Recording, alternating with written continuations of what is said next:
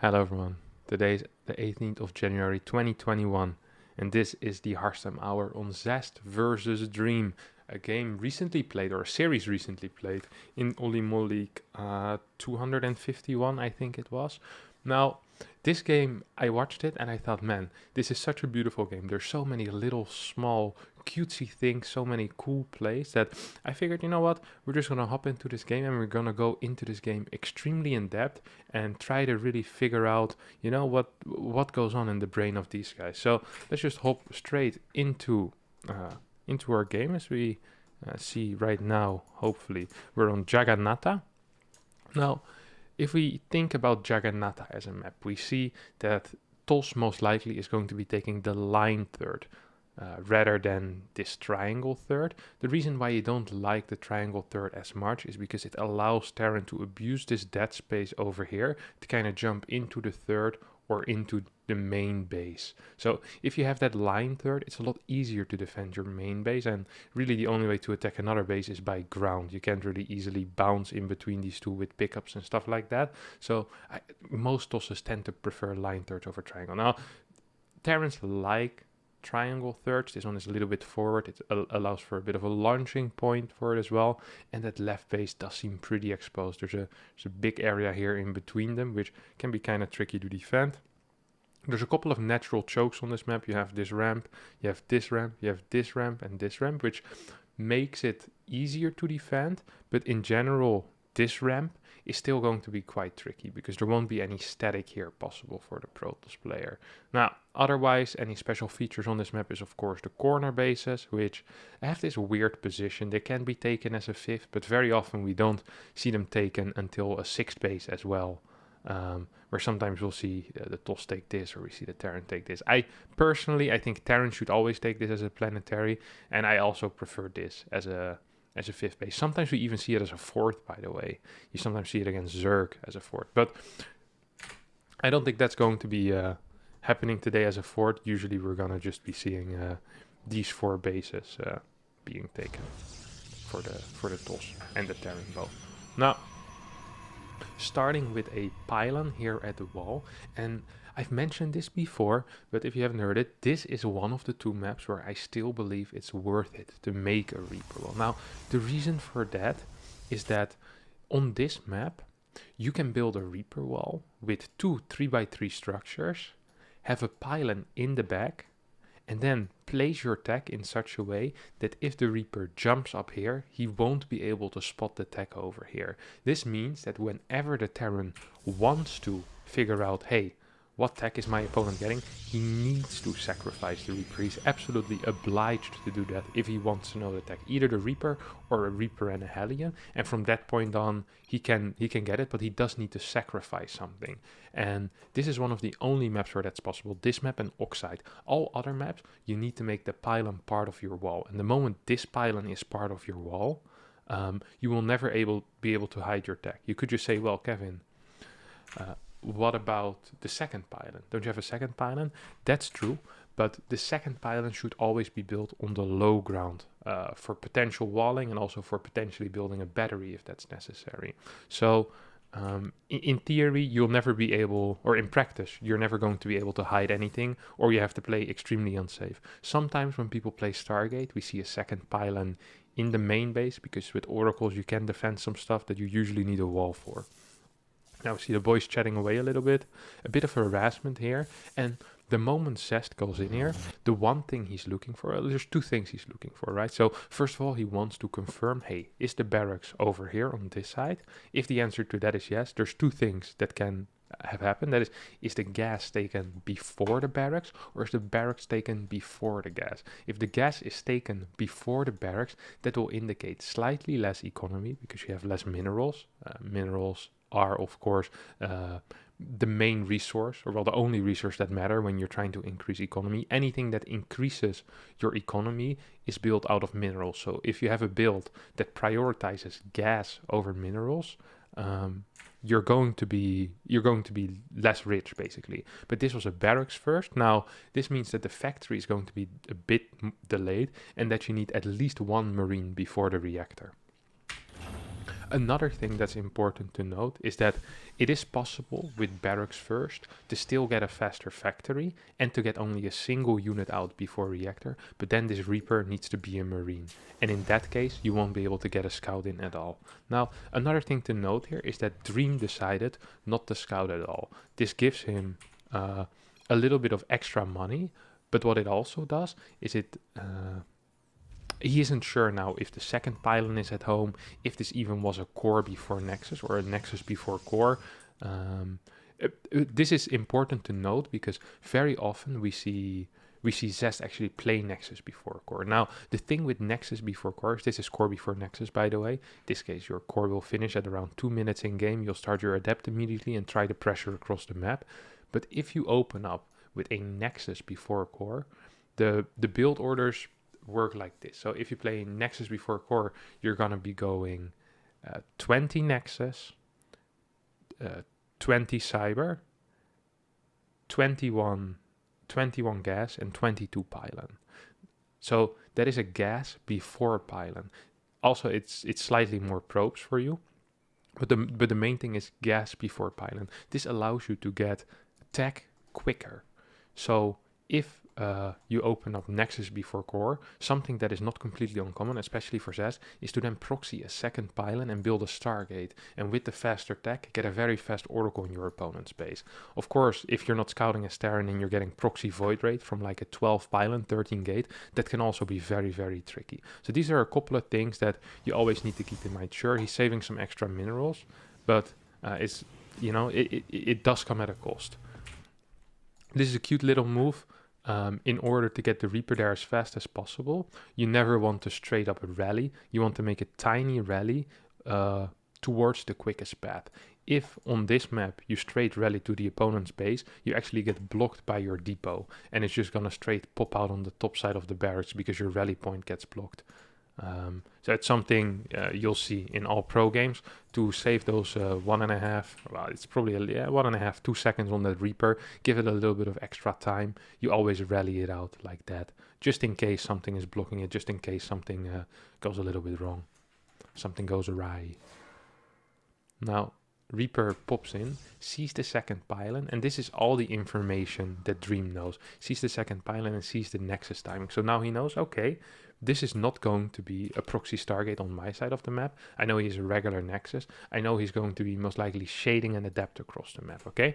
And the way that Zest wants to be doing this, he doesn't actually straight up wants to shade this Adept across the map until he has a second unit out, especially if you're not chrono boosting this. If you're chrono boosting this, you can send your first unit out. If you're not chrono boosting this, it's a lot more risky. Because what happens the moment you finish your shade and the Reaper just barges in, you're just going to be losing 2-3 probes probably. And people could say, well, why don't you just build a battery in your main base? The reason why he can't build a battery in his main base is because he doesn't have a pylon there, okay? You only get 2 pylons before your tech. You simply can't afford another pylon and a battery without cutting workers, which also would be pretty bad, obviously. So we see Zest. Another reason, by the way, why Zest doesn't want to move out is because he's very focused here on denying scouting. With this wall, remember, it's very difficult to scout. Now, it would be weird to make a wall like this and then just invite the Reaper in. It's like, hey, have a look, see what tech I have. Don't really want to be doing this. So just because you're hiding something, by the way, doesn't mean that you're doing a cheesy build. Very often, it's good to hide that you're playing standard, just so that your opponent might believe that you're doing something non-standard. It's very, very important to remember that. Too often I see people kind of go like, well, like, why would I want to try to trick my opponent if I'm just going to be playing standard? Like, especially when you're playing standard, that's when you want to be tricking your opponent. You want to make him believe that you're doing some crazy stuff. If you can do anything to make your opponent believe that you're proxying a building or doing something crazy, and you can do it for free, yeah, that's one hell of an investment. I'd always do that. You can plant loads of seeds in your opponent's brain. And this is what I was talking about earlier. Right now, Dream is absolutely obliged to go in here. He needs to. He has no information. He doesn't know if this is Stargate. He doesn't know what this is. He absolutely has no clue. And he starts the medevac here. And he's actually getting more Hellions already as well, which I'm not a massive fan of. Okay, he isn't actually gonna go in. This is kind of wild. He's now is completely in the dark. You see him scouting around for any potential pylons, and he has absolutely no clue what's happening. This is extremely risky. If he was playing against something like an Oracle first, he actually would be in a lot of trouble. He actually just would be in trouble, because he has absolutely no clue what his opponent is doing.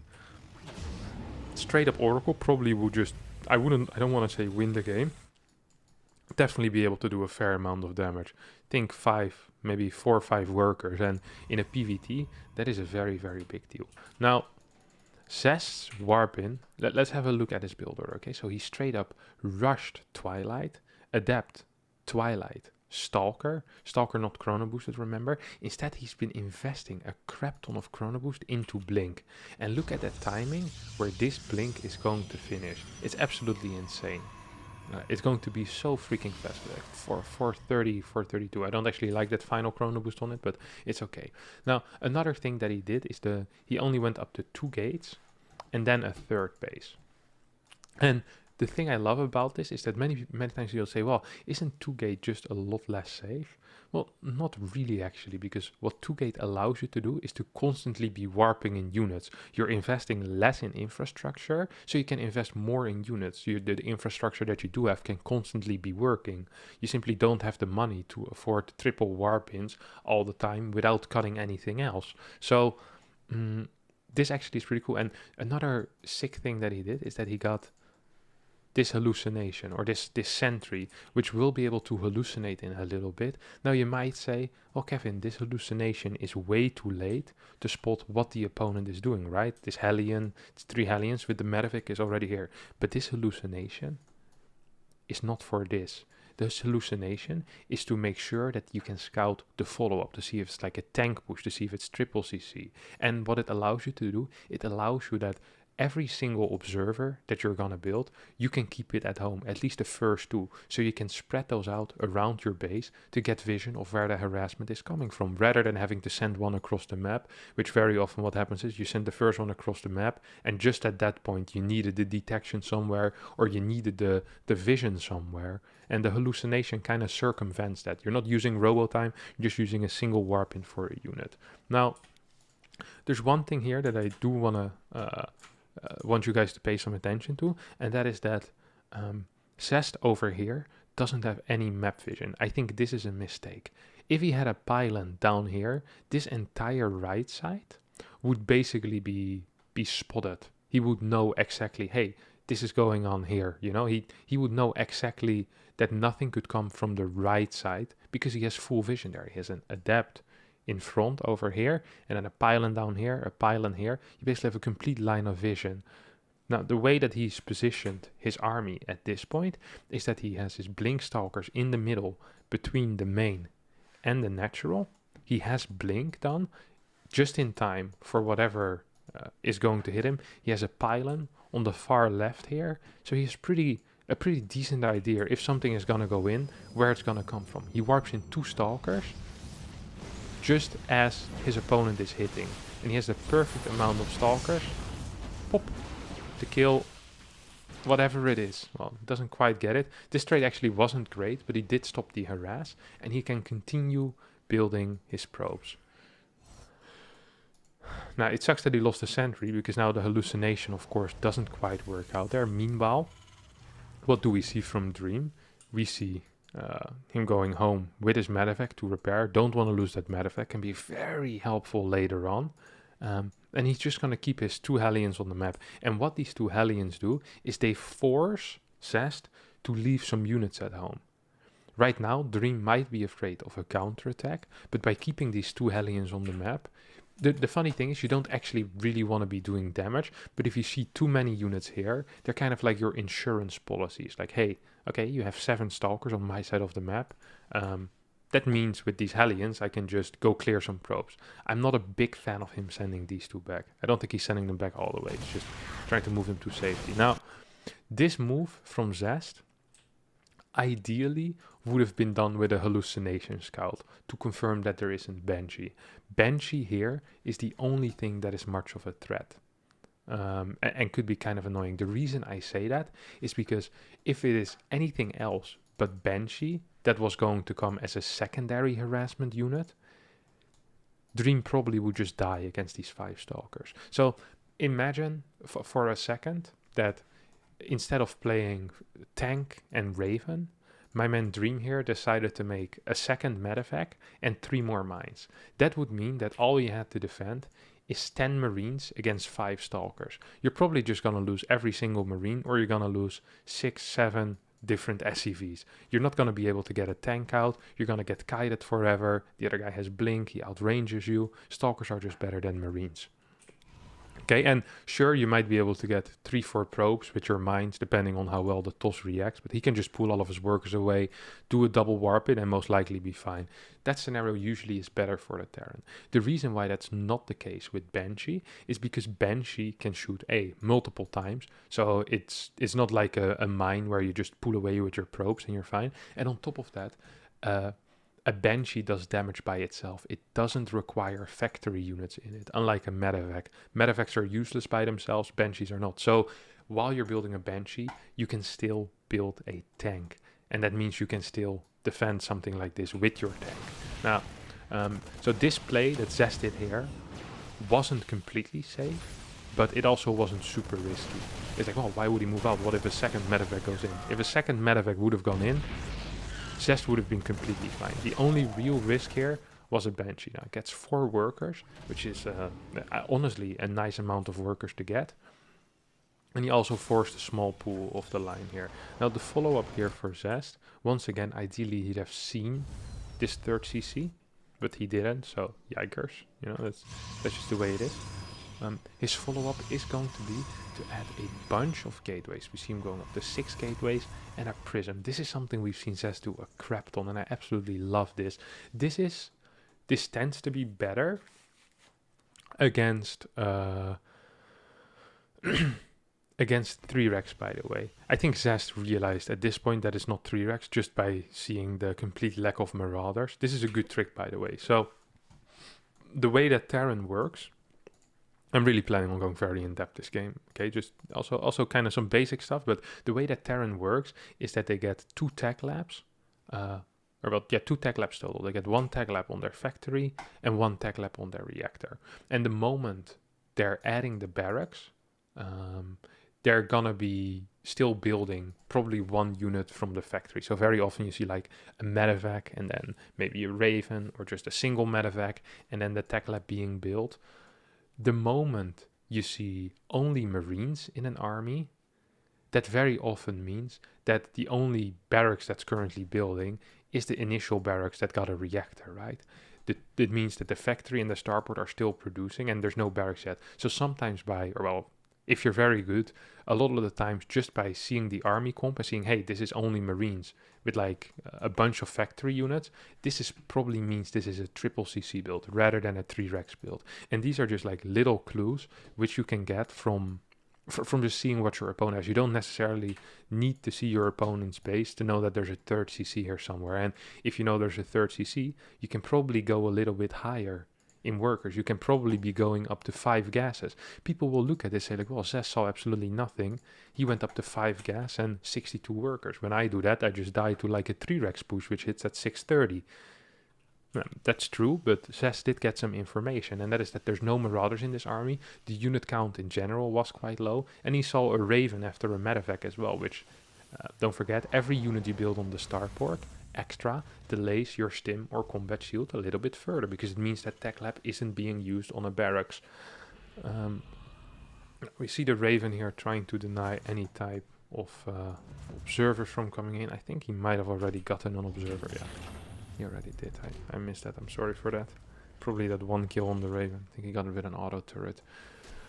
Now what Zest does here is he goes in with his prism, and he doesn't actually really want to be doing too much here. There's 2 things that this prism now can do and is actively doing just by being on the map. Whenever Dream wants to move out, he needs to keep in mind, hey, there's a prism on the map. I need to leave some units at home and I can't rally my reinforcements across the map.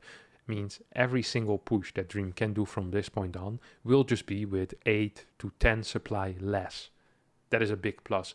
Zest will never have to use this prism again in order for that effect, especially at the high level, to be useful. Now, Zest, of course, is still going to be using this prism, but he doesn't necessarily want to be using it any further for harassment. We see a turret going down immediately. We see a bunch of Marines being put over here. And the way that Zest responds to his opponent going triple CC is that he gets into charge, he has his blink, gets into charge, +1 attack, rather than armor. So we're probably going to be seeing a couple of immortals being added in this army. We see a relatively high stalker count as well, 9 stalkers rather than just 4 or 5. And the zealot count is probably just going to be a little bit lower. You see also very fast high gas count.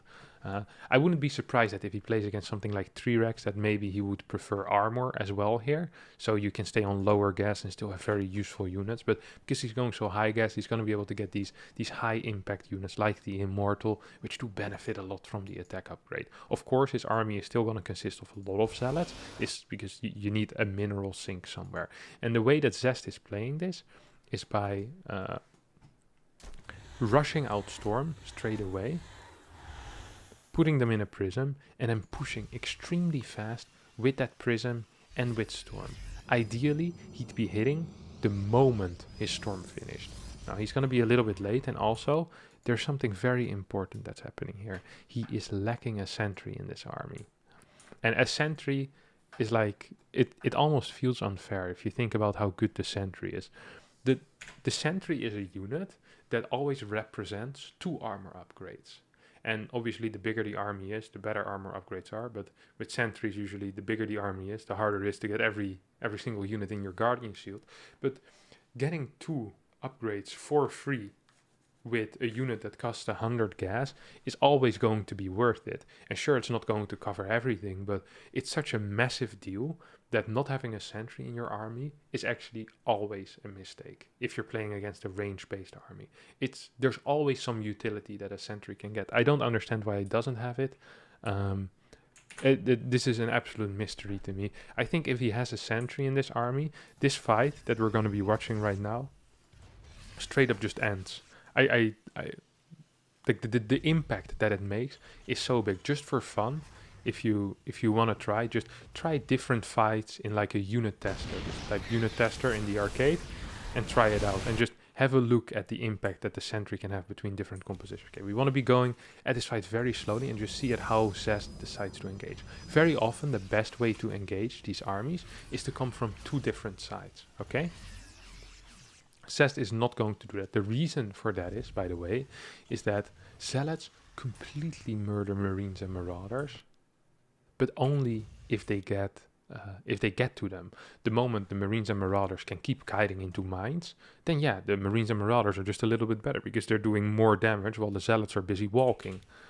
So the moment you have a fight like this, it can be very tricky to get any type of damage in. The way that Zest approaches this is he says, okay, I know it's going to be hard to kind of surround this from 2 angles. I don't have enough units for that. Instead, what I'm gonna do is I'm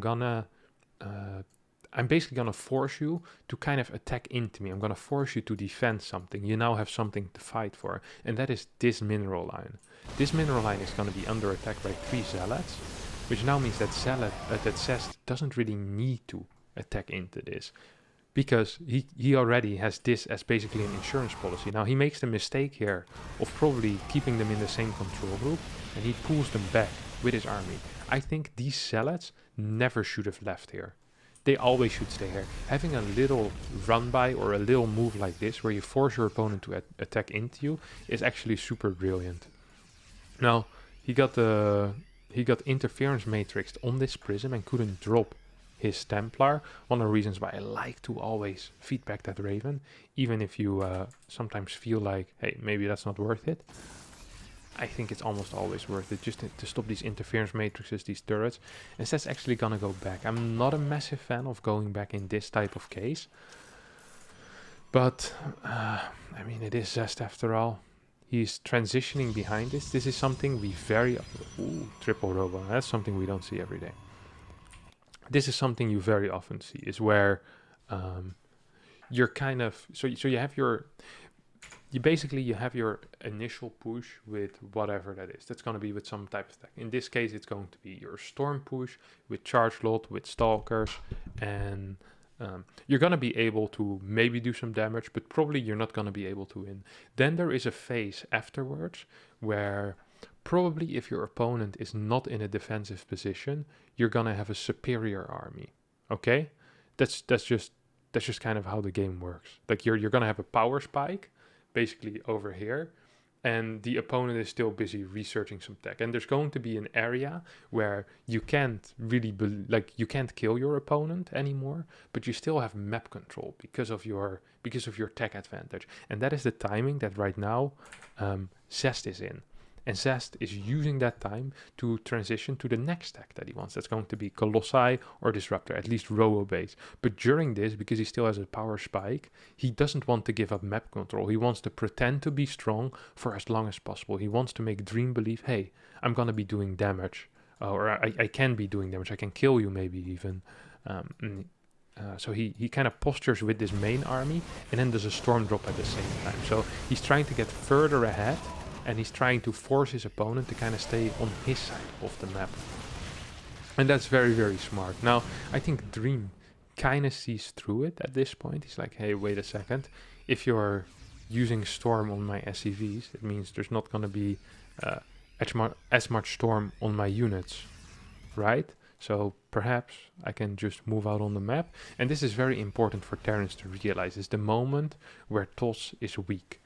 Terran needs to realize, okay, wait a second. TOS right now is pretty weak. We should probably start getting map control. This doesn't mean running towards the other side of the map and trying to kill this fort base. Just because you have you're allowed to have map control doesn't mean you have an army that can kill your opponents in their base. But it means that perhaps you want to split up your army in two parts. So you always have a threatening force out on the map. And that's exactly what we're going to be seeing here for Dream. Dream is just going to move on the map, and he's going to be clearing the vision that Zest has. Okay? He's just going to be like, okay, so you can't be on the map anymore, then I don't want you on the map at all. Because if you take a look at the mini-map here, you still see Zest has quite some vision. He had a Zealot over here that just got killed. He has a Zealot here, has a Zealot here. He has a run-by being set up over here as well. He's lacking some vision on the far right side of this map maybe, but in general his vision is pretty good, and this is something that Dream right now wants to be clearing. So he's going to be moving around the map with a little squad, or actually two little squads. I love this. What this also allows is that Dream probably doesn't quite know when the next power spike is going to be, but he does know that there is going to be a next power spike and that it's going to be Colossi. Now, he's not completely prepared for it, so what he does instead is he sets up little squads that are right now denying vision, making it harder for Zest to move out. It's always very difficult to move out without vision, but also potentially force a base trade if you believe that you can't actually fight the army. Don't forget, a base trade often is a very good solution to a very difficult problem of your opponent just having a stronger army. So we see the scan towards the bottom. Two cannons here, and here we see that right side vision of Zest lacking, like I predicted earlier. It's almost as I've seen this game before. And now here we have a pretty big Zealot run. This is something that Zest does a lot, by the way, later on in the game with these massive, like 14, 15 Zealot run bys, just sending them into bases, right-clicking them, and then running out. I'm honestly quite a big fan of it. Now, see what this did? This army, this tiny army that looked so useless here on that right side, managed to force a recall of a big part of the army of Zest. Now you could say, why didn't he just do a smaller part of the army? The moment you do a smaller part, this type of drop can usually just kind of bounce over here and then start bouncing in between the fort base and the main base, and it's going to be a lot of trouble to deal with. So I don't mind that complete recall. Also, it can kind of allow you to re-clear the map. So right now what Zest wants to be doing is on the left side he probably wants to make sure that there's nothing there. On the right side he wants to make sure there's nothing there. And then he probably wants to start attacking again. This is just one of those things that you kind of want to do. So let's join up back with the army. Now at this point, Zest is kind of at a crossroads, because I think his power spike at this point is very close to ending already again. He just had a power spike with these 3 Colossi where he's in control. He has a good army, he can fight, he can do whatever he wants. But once 2-2 finishes up, and once we're going to be seeing all of these extra barracks producing most likely more marauders, it could actually be kind of tricky for Zest here to take good fights.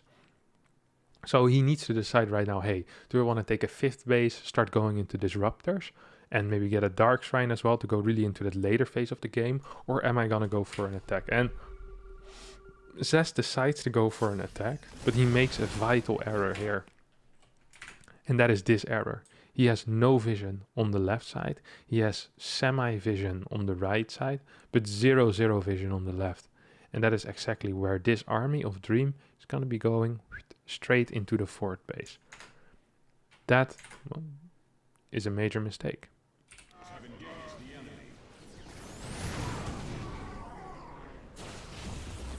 What? Did you just shoot his own?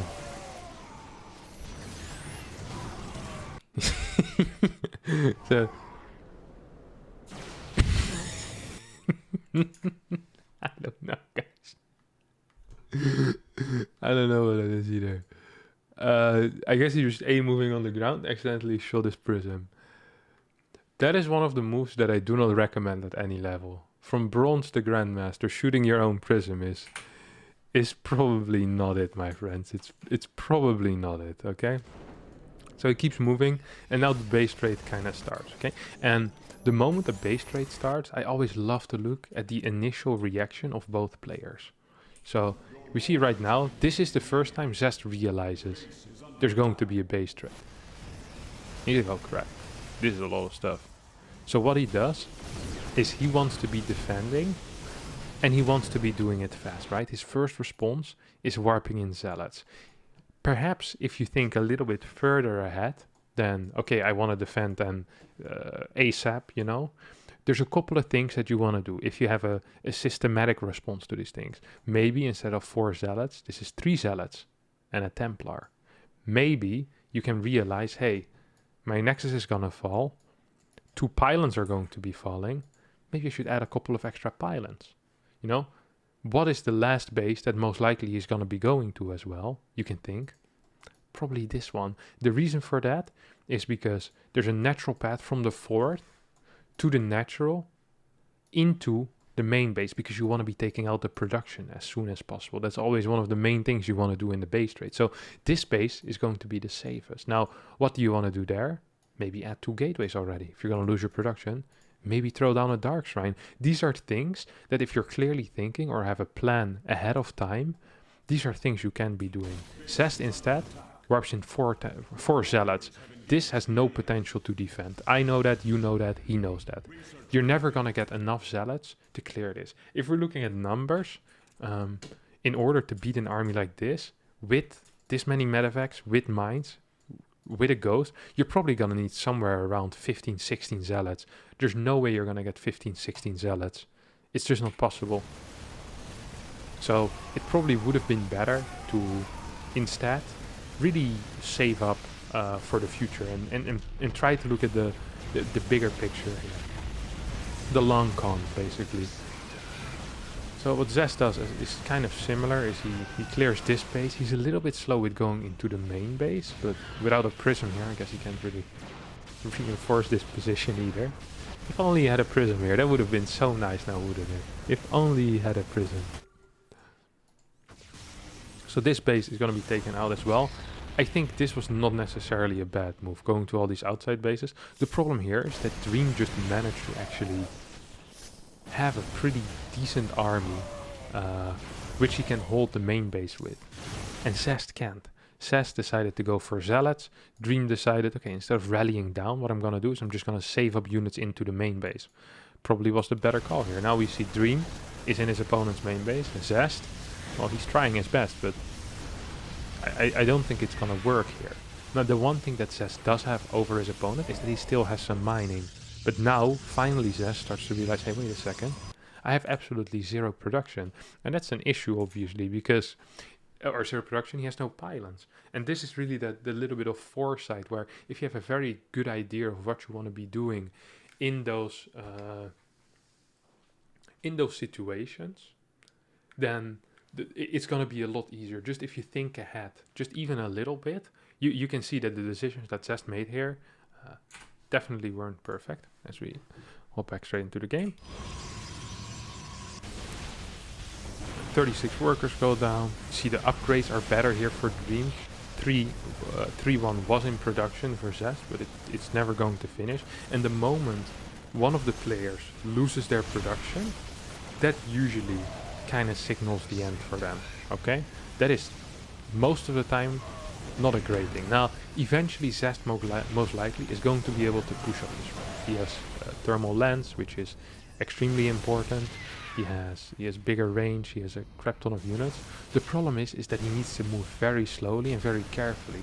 So right now, a lot of these buildings are going down already, and Dream is just slowing this down time after time. He's waiting for perhaps another interference matrix. He has some army here, and Zest is probably getting a little bit afraid of this army over here. And very often, when something like this, this is an interesting recall, actually. So if we think of this recall, the reason he does this is to protect probably this base, right? Which means that Zest believes in the future he's going to have a better economical position than his opponent. Do we believe that is true here? Do we believe that the future for Zest is better than the present is? Do we believe that Dream will be worse off? Now, if we look purely at the assets that both players have right now, we see things that won't be taken out. We see a bunch of barracks. It's 1, 2, 3, 4, 5, 6. So that's what? About 900 minerals. Starport factory, let's add another 300 minerals for that. These two aren't as useful, but I guess one of them will be. So and 2 command centers. So that's another 400 up on Zest. So he's about, let's say, 1500 minerals up in buildings, because I think all of these buildings are going to end up falling. Perhaps bar this one, he might be able to save it, but he might also not be.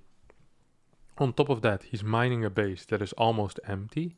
Or well, that is starting to empty out, so potential income is less. He only has a single base, and the worker count isn't actually that far in favor of Zest. Actually, with the amount of mules, we see that most likely Dream, if he gets to establish his base again, is going to be outmining his opponent very, very rapidly. On top of that, he doesn't need to rebuild bases because he can just fly. So also there's 2-2 against +2, which means that the bigger the armies get, the better it's going to get for a Dream, right?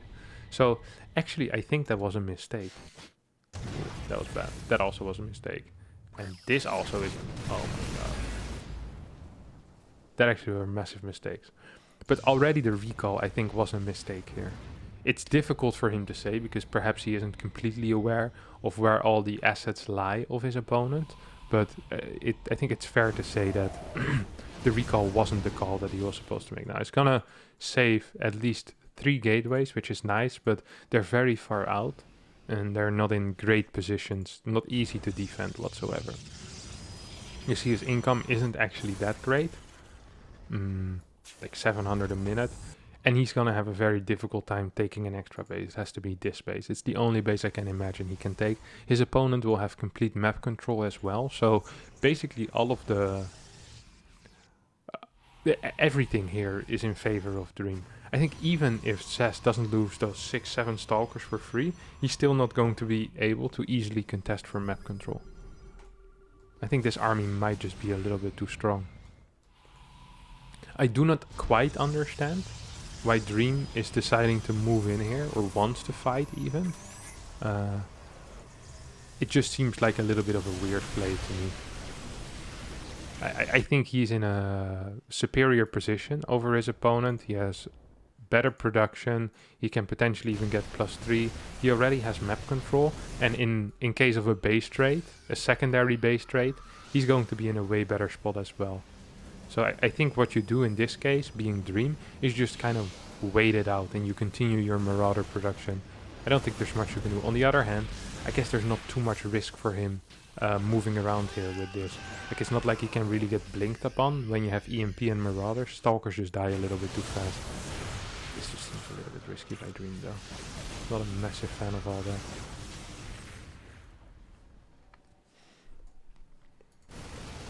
Dream gets it back into the main base and he gets the final buildings as well. So yeah, all these buildings will end up dying. Now we see the production back here for Dream. Mines, they do two things. They kind of provide some vision and they can also clear a unit every now and then. They also force out observers, which is obviously nice, because the moment you're forcing out observers, your opponent is not building Immortals, Colossi or Disruptors, and these units are extremely useful. You see the Marauder count is growing, 19 right now. Now, Marauders against this army are extremely useful. Marauders against Colossi in general are very, very good. Poof! There goes the mine. It's going to be able to clear it, of course, with this observer.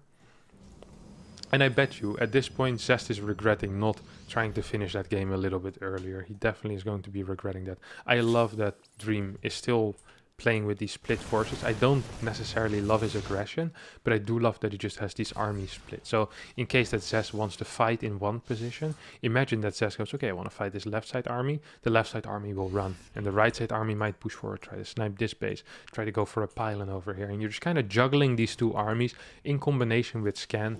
You're going to be in an extremely good position. Let me see, 7 depots on the way. Holy crap, that must have been one hell of a supply block. Now we actually have a good blink here coming out of Zest, but he does blink forward. Let's just rewind that. There's no need to miss that, of course. So what kind of happens here is that Zest is like, okay, I need to go now. He sees this army moving away. It's like, okay, I need to go. But the moment you move forward with your Stalkers like this, and you blink for it, is that you can get EMP'd. And then the Marauder DPS and the Marauders taking out these Stalkers is just a little bit too strong, or tends to just be a little bit too strong. And even though this does look like a pretty good fight here for Zest, it actually isn't. Because if you're losing all your units and your opponent is out mining you and has more production, there's no backbone for your Colossi. They don't actually do too well against Marauders. Charge lots do okay against Marauders, but Colossi tend to not. So yeah, just a really cool game. And as I was watching this, I was noticing all these little things that both of them were doing, and I was like, oh man, this would be sick. And I feel like a lot of the time when people go over replays, and I do the same thing, and when I'm talking to you guys, is I just assume that everyone knows everything, and sometimes it's just good for yourself also to remember why people do things and to remember the reasons. You know, it's like, hey, why is this unit moving here? Hey, why is he allowed to move out? Why do you always make sure that you have vision everywhere? And I think this game just showcased a lot of those little tricks or those little things that you tend to do, but maybe you don't quite remember why you need to do them.